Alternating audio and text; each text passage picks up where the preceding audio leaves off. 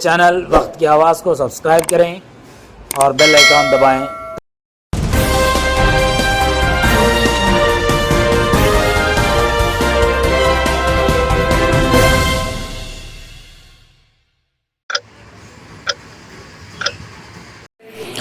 ناظرین، وقت کی آواز چینل میں آپ کا استقبال ہے۔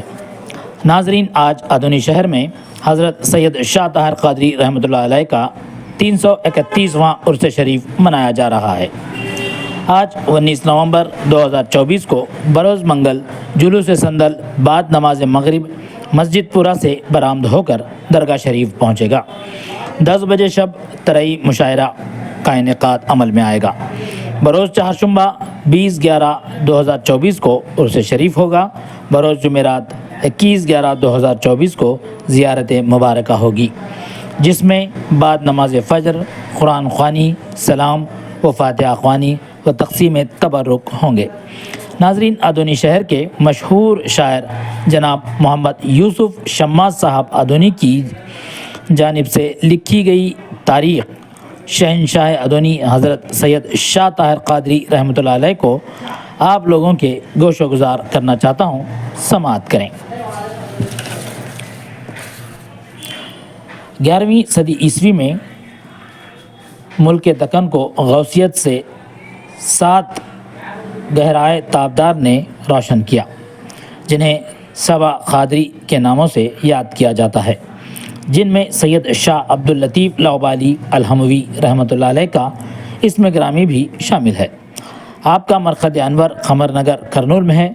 سیدنا لاؤبالی رحمۃ اللہ علیہ کے 5 فرزند خمسہ طیبہ کے نام سے پہچانے جاتے ہیں، جن میں 2 شہید اور 3 غازیان دین ملت ہیں، جن میں سے حضرت سیدنا سید شاہ طاہر قادری رحمۃ اللہ علیہ المعروف با حضرت صاحب رحمۃ اللہ علیہ ادونی سیدنا لاؤبالی رحمۃ اللہ علیہ کرنول کے 4تھے فرزند ہیں۔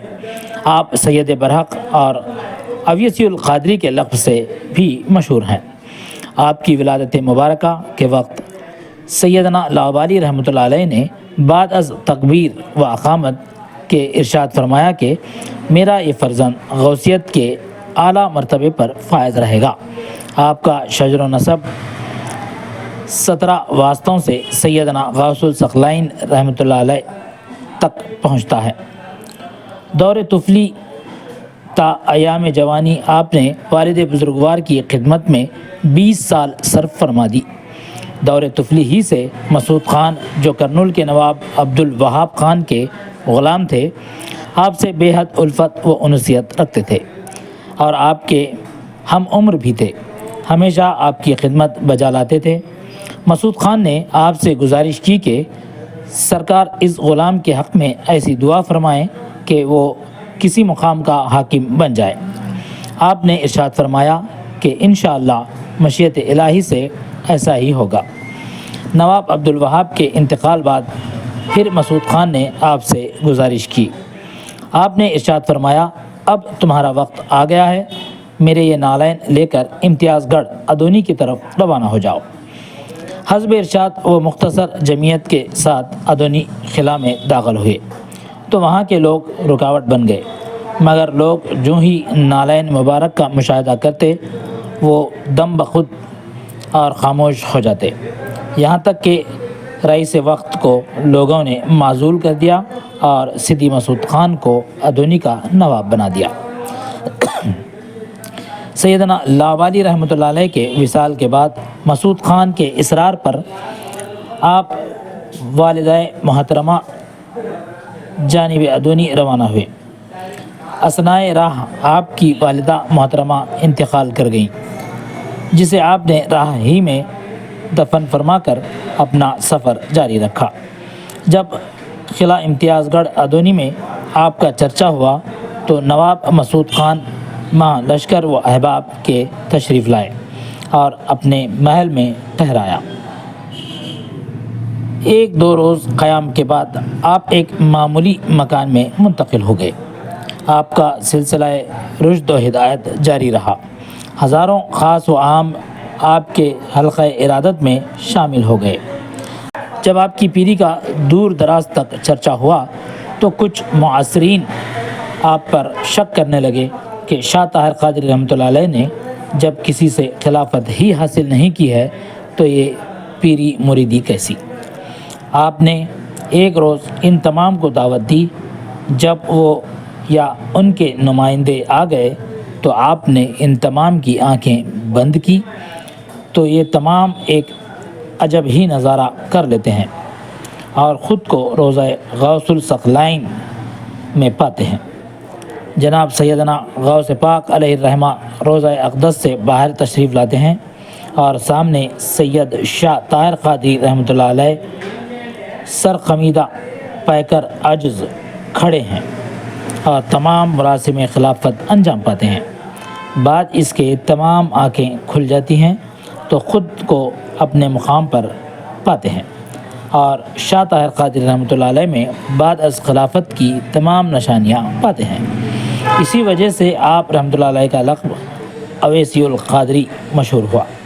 پھر کچھ عرصے کے لیے حاسدین کی زبانیں بند ہو جاتی ہیں مگر پھر بھی ان کا حسد کم نہیں ہوتا۔ آپ رحمۃ اللہ علیہ پر خطرناک جادو کیا گیا جس کا حال عجیب تر ہے، یعنی صبح ہوتے ہی آپ کا دہن مبارک کھلنا شروع ہو جاتا ہے اور دوپہر تک اتنا کشادہ ہو جاتا ہے کہ آپ کے دل و جگر تک نمایاں طور پر نظر آنے لگتے ہیں۔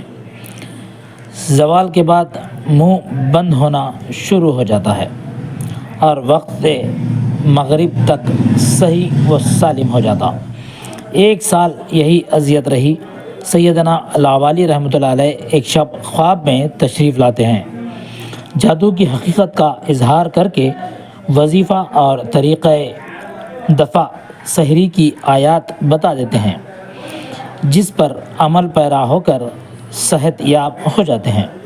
حضرت شاہ طاہر قادری رحمۃ اللہ علیہ کو شہنشاہوں اور امراء کی ملاقات سے اجتناب تھا۔ آپ کا روز معاش غیبی اعانت پر ہوتا تھا۔ بوقت ضرورت ایک مرد غیب دروازے پر دستک دیتا۔ آپ خادمہ سے کہتے کہ جاؤ اور جو شخص دروازے پر کھڑا ہے وہ کیسے در دے گا اور اس سے کسی قسم کا سوال اور گفتگو نہیں کرنا۔ پوری رقم خرچ ہونے پر ہی دوبارہ مرد غیب دروازے پر نمودار ہوتا۔ اسی طرح آپ کا روزہ معاش غیبی مدد پر چلتا رہا۔ آپ کا چہرہ انور بظاہر جلالی مگر آپ کے صفات جمالی تھے۔ شہنشاہ اورنگزیب عالمگیر آپ سے ملاقات کے لیے ترساں تھا مگر آپ کی تصویر جلالی کا مشاہدہ کر کے ملاقات سے باز آیا۔ شہنشاہ عالمگیر کا سپہ سالار غازی الدین خان فیروز جنگ بھی آپ کے حلقہ ارادت مندوں میں شامل تھا۔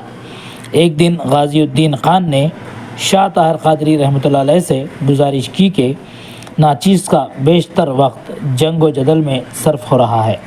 اس نے اپنے 7 سالہ اکلوتے لڑکے نظام الملک آصف جاہ کو آپ کی خدمت میں سپرد کر کے گزارش کی کہ حضور یہی لڑکا میری پیری کا سہارا ہے۔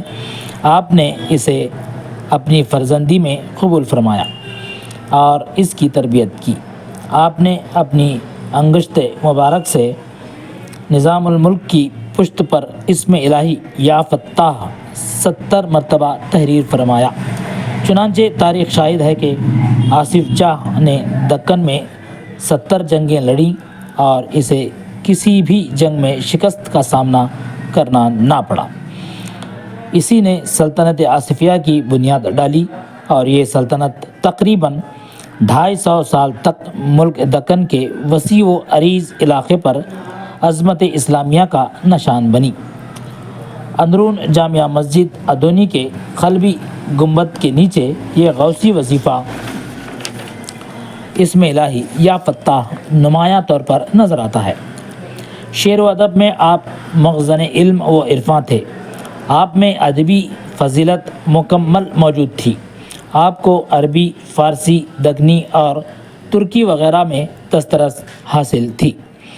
علم فقہ، تفسیر، نعت، حروف و ابجدی، شماری، نجوم، تاریخ گوئی وغیرہ میں آپ کو کمال حاصل تھا۔ آپ کی منظوم مکتوب کا کوئی ثانی نہیں۔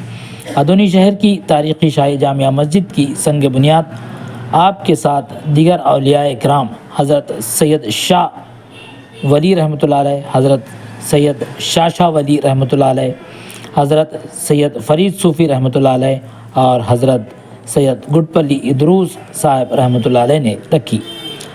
آپ رحمۃ اللہ علیہ صاحب کرامت بزرگ ہیں۔ آپ نے اپنے فیض و کمال سے مخلوق خدا کو بے حد نفع پہنچایا۔ آپ کے 6 فرزند اور 6 صاحبزادیاں تھیں۔ آپ کا وصال 71 سال کی عمر میں 1115 ہجری ماہ جمادی الاول ہے۔ آپ نے باقاعد حیات ہی شیر خدا میں اپنا سن وصال 1115 ہجری نکالا۔ روضہ مبارک ادونی شہر کے پہاڑیوں کے دامن میں حسین وادیوں میں واقع ہے، جس کے سامنے خوش نما جھیل ہے۔ آخر میں حضرت سید شاہ طاہر قادری رحمۃ اللہ علیہ کے لکھے ہوئے فارسی شعر کو آپ کے سامنے رکھتے ہوئے آپ سے رخصتی کی اجازت چاہوں گا۔ طاہرہ کم بگو شنو بس یار کہ ترا ایک زبان دو گوش است، جس کا ترجمہ ہے اے طاہر کم بول زیادہ سن، کیونکہ تیری زبان ایک ہے اور کان دو۔